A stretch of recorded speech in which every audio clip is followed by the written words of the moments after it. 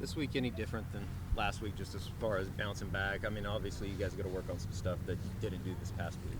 Kind of like the same thing, just forget, learn from it. We learned from it yesterday, Sunday. Came in here, watched film, all that stuff, and now we're worried about Texas. Just game planning for them, what they're doing, and then basically put us at the best opportunity to win. Is there outside pressure? I mean, obviously you guys are going to put a lot of pressure on yourselves to bounce back, but is there any outside noise, added pressure just from everything that's going around the program right now as far as the way you guys have played the last 2 weeks? I mean, there's a lot of outside noise. I wouldn't call it pressure. Honestly, us inside these walls. I mean, we don't care. We know who we are. We know what we can do, and we're just worried about ourselves. We're not worried about what everybody else is saying about us. Coach Venable said last week, he talked about guys playing with fear of failure. Did that happen on Saturday? I'm not sure. I mean, you can tell guys were overthinking a little bit, stuff like that, just from watching film. Just a lot of little things. Those little things add up. But now we're just focusing on, going out there and playing football. Just like we did when we were kids. Just going out there and play freely.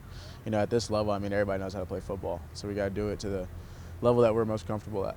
Is this a sport where you can do that? It's either black or white, or is it more like a lot of grays where you have to be smart, and you have to be cautious, and you have to be measured, but you still have to play 100 miles an hour? Yeah, I mean, it's a lot of gray. Not everybody can play college football, especially here, other schools too. I mean, it's a lot of gray. You have a good mixture of both. It's all about what you do in life, how you treat everything, But yeah, it's a lot of gray. It's not as simple as black and white.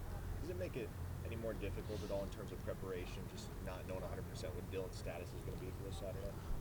I mean, as a receiver, not really. I mean, I got a separate job other than the quarterbacks, maybe with Coach Levy, game plan and stuff like that. But for me, I mean, no matter who's back there, I got to do what I got to do, my job to the best of my ability. Do the intricacies change there at all? I know you work with every quarterback, but working with each one differently, even Saturday, do you feel any difference after Dylan came out? Oh, there's a difference. I say it was mostly like an emotional difference after seeing, the way he came out and stuff like that. He's a huge leader on our team, so not having him out there was different. But at the end of the day, I mean, we're building with Davis. We're going with Davis. Whoever's going to be out there, and we're just building on it. I feel like he played good Saturday. He got stepped into a hard role. You don't really expect it, but when your number's called, you got to go out there and show up. And I feel like he did good. And so we're building with whoever comes in this week. And, like I said, I mean, the receivers, we're just worried about doing our job. Whoever Coach Levy chooses or whoever's getting the reps, I mean, that's who gets the reps. Marvin, what have you seen about the way Davis has handled the last 48 hours or so?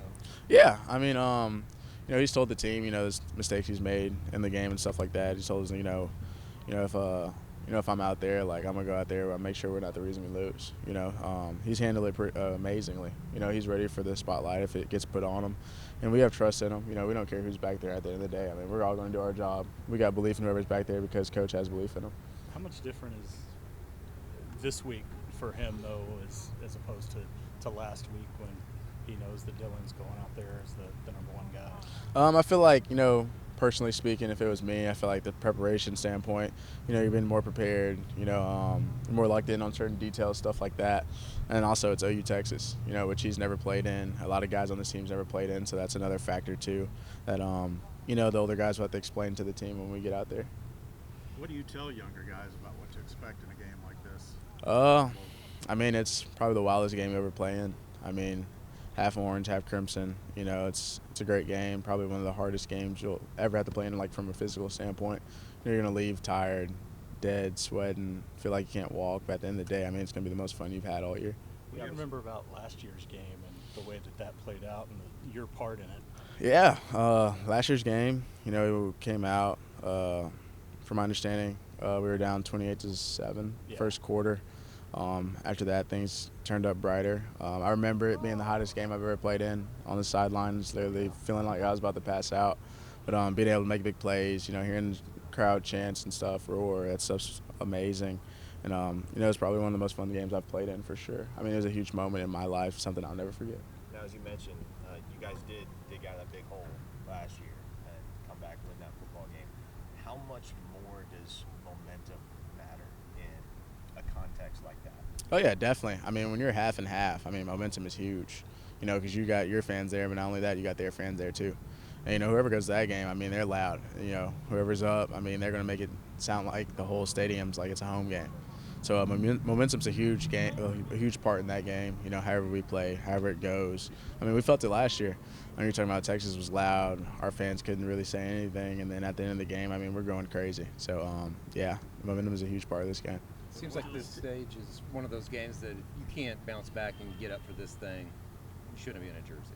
Oh yeah, definitely. I mean, if you're scared, if you don't want to go out there, and don't go out there. You know what I mean? I mean, this game, like, maybe it just means more to me being a kid from Texas, but I mean, like this. I mean, this is a game you sign up for. You have it circled every year. Like, you go to OU, you go to Texas, you know you're gonna play OU Texas, and you know what it means being in the state fair, all that stuff. I mean, at the end of the day, if you're not fired up to play this game, I mean, you don't love football. You don't want to play football. Growing up in Texas, what's your earliest memory of this game? Growing up. I'm gonna be honest. I was an LSU fan growing up because my family's from Baton Rouge, so I don't know. You still look back at that catch you made and wonder how the heck you did it?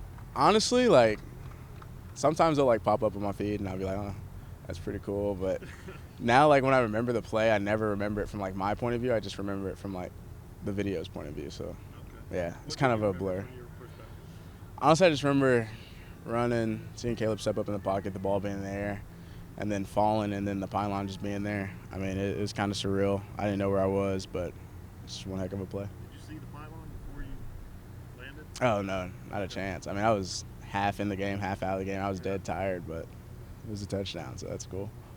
Marvin, you talk about the difference between this game and all others. How much different is it from one end of the field to the other, with, you know, one end being surrounded by Texas fans, the other OU fans? Yeah, I mean, you can kind of hear it. I mean, honestly, it's